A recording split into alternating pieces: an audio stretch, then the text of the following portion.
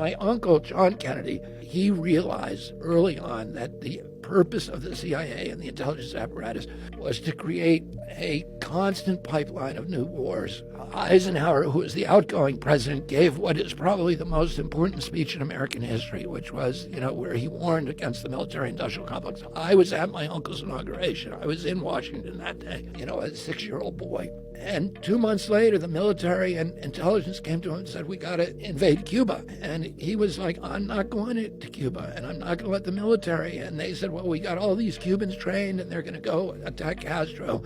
And he said, well, the U.S. government can't be doing that. I don't like what Castro's doing down there, but it's not the United States' job to dictate what kind of governments other countries have. And they said, well, as soon as they land, there's going to be a big revolution. Everybody's going to rise up and they're going to overthrow Castro. And he said, well, you can't use the U.S. military. And they ended up bringing those guys over. And in the middle of it, in the night, they came to him and said, they're getting wiped out on the beach and you need to send in the military and invade. And he said, we're not going to do it. He stepped out of that meeting and he realized they had been lying to him and trying to trick him.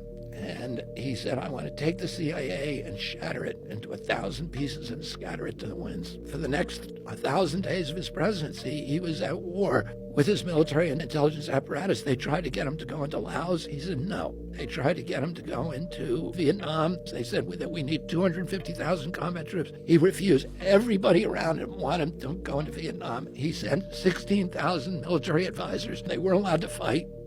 Many of them did. They both violated the rules of engagement. In October of 1963, he heard some of his Green Berets had been killed over there. And he said, I want a total casualty list from Vietnam. And his aide came to him and said, 75 Americans have died. He said, that's too many. And he signed that day a national security order ordering all troops out of Vietnam, U.S. troops.